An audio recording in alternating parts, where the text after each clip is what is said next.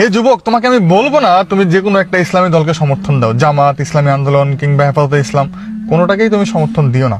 কিন্তু তুমি মুসলমান, তুমি মারা যাওয়ার পরে তুমি আল্লাহর সামনে আল্লাহকে এই প্রমাণটা দিতে হবে তুমি যে দলটাকে সমর্থন দিয়েছিলা সেই দলটা ইসলামী দলগুলা থেকে ভালো ছিল। এই প্রমাণ তোমাকে দিতে হবে, প্রমাণ দিয়েই তুমি আখেরাত পার হইতে হবে। এটাই চরম বাস্তবতা। রাসূলের সামনে দাঁড়ায় তোমাকে প্রমাণ দিতে হবে তুমি যে দলটা সমর্থন করেছো সেই দলটা ইসলামী দলগুলা থেকে ভালো ছিল।